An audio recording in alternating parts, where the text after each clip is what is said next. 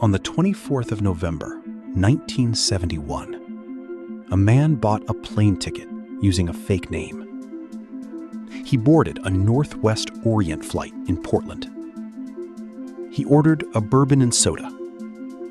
Then he hijacked the plane, collected $200,000 in cash, jumped out into a stormy night sky, and was never seen again. His name was D.B. Cooper.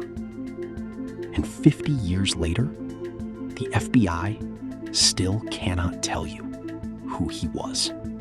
Nobody noticed him at first. He looked like any other businessman. Dark suit, black tie, white shirt. He gave his name as Dan Cooper when he bought his ticket. He sat in seat 18C, rear of the plane, away from other passengers, away from the windows, away from everyone. He knew exactly where to sit. That was the first sign that this man had planned everything. Halfway through the flight, a flight attendant named Florence Schaffner walked past his seat. He handed her a note.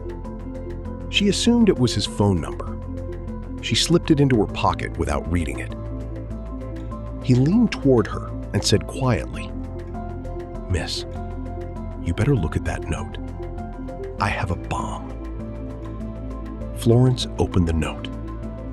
It said he had a bomb in his briefcase. He wanted $200,000 in cash, 4 parachutes, and a fuel truck waiting when they landed. Florence walked to the cockpit. Her hands were shaking. The pilots immediately contacted Seattle-Tacoma Airport. Nobody on that plane knew yet, but everything had just changed. The pilots made a decision. They would cooperate.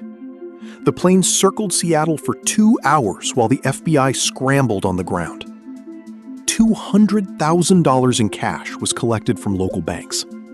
The bills were photographed one by one, every serial number recorded. 4 parachutes were brought to the airport. 2 of them were military grade. 2 were simple training chutes. Nobody knew which ones he would pick. At 6:15 in the evening, the plane landed in Seattle. Cooper kept his word. All 36 passengers were released, completely unharmed. He let the flight attendants go too. Only the pilots remained, and one flight attendant named Tina Mucklow, who chose to stay. Then the money and parachutes were loaded onto the plane. Cooper ordered the pilots to take off immediately. Destination? Mexico City. The plane took off into the dark, stormy night. Destination? Mexico City. But Cooper had no intention of going to Mexico City. At around 8:13 in the evening, the flight attendant Tina noticed something. The rear exit door of the plane was open. She walked toward the back. Cooper was gone. No goodbye, no warning, no final words. Just an open door and 30,000 feet of dark, stormy sky below. He had strapped the money to his body, taken one of the parachutes, and jumped into a raging storm at night. Wind speeds outside were over 200 kilometers per hour. Temperature was -7 degrees Celsius. He was wearing only a business suit and loafers. Most people who jumped into those conditions would not survive. Cooper jumped anyway. Within minutes of Cooper jumping, the FBI knew something had gone wrong. Every available agent in the Pacific Northwest was mobilized. Military helicopters were launched into the storm. Ground teams moved into the dense Washington state wilderness. But there was a problem. Nobody knew exactly where he jumped. The pilots could only estimate a general area covering hundreds of square miles of dense forest and mountains. It was night. It was a raging storm, and the terrain below was some of the most unforgiving wilderness in America. Search teams found nothing. Not a footprint, not a parachute, not a single dollar bill. Days turned into weeks. weeks turned into months. The FBI interviewed over 800 suspects in the following years. None of them were D.B. Cooper. 9 years passed. The case went nowhere. Then in February 1980, a young boy named Brian Ingram was on a family picnic on the banks of the Columbia River. He was digging in the sand.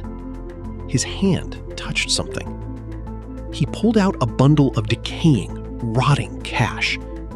Then another bundle. Then another. The serial numbers matched exactly. This was D.B. Cooper's money. 294 bills worth $5,800. Out of $200,000, this was all that was ever found. But the discovery raised more questions than it answered. The bills were found miles away from where Cooper was supposed to have landed. The bundles were still partially held together by rubber bands that had rotted away. How did the money get there? Did Cooper land nearby and bury it? Did the river carry it from somewhere else entirely? Or did Cooper never make it out of that storm alive at all? Nobody could answer that question. And nobody can answer it today. Over the next 4 decades, the FBI investigated over 1,000 suspects. 1,000. Every lead went cold. Some suspects were more interesting than others. A man named Richard Floyd McCoy hijacked a plane just 4 months after Cooper. He used almost identical methods, demanded cash and parachutes, jumped from the rear of the plane. He was caught and imprisoned. He always denied being Cooper. Then there was a man named Kenneth Christensen, a former paratrooper, a former Northwest Orient Airline employee. He knew the planes inside out. He knew exactly how they operated. On his deathbed, he told his brother he had a secret. A secret so big, his brother would not believe it. He died before revealing what it was. Then there was L.D. Cooper, a man whose own niece came forward in 2011 claiming her uncle had confessed to being D.B. Cooper on his deathbed. She passed a lie detector test. The FBI investigated. They found no conclusive evidence.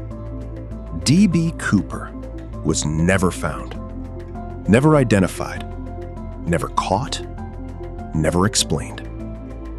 He is the only unsolved air piracy case in American aviation history. Think about what he actually did. He walked onto a commercial flight with a fake name, hijacked it without firing a single shot, negotiated calmly with the FBI, released every single hostage unharmed, collected $200,000, and jumped into a raging storm at night, wearing only a business suit. Then disappeared from the face of the earth completely. Was he a criminal? Technically, yes. But no victim was ever harmed. No violence was ever used. And the airline he robbed was fully insured for the loss. Maybe that is why America never really wanted him caught. He became something else entirely. A folk hero, a ghost, a symbol of the one man who outsmarted an entire government and simply walked away or jumped away. Books have been written about him, movies made, songs recorded. A whole town in Washington state holds an annual D.B. Cooper Festival every year, celebrating him. 50 years later, his face remains unknown. His real name remains unknown. His fate remains unknown. Somewhere out there, in a forest or a river or a quiet grave that nobody has ever found, the greatest mystery in American criminal history is still waiting to be solved. Or perhaps it never will be. What do you think happened to D.B. Cooper? Did he survive that jump and disappear into a new life forever? Or did he die in that storm and take his secret with him? Comment below and tell us what you think. And if you want more untold stories like this one, subscribe to Relics of Time.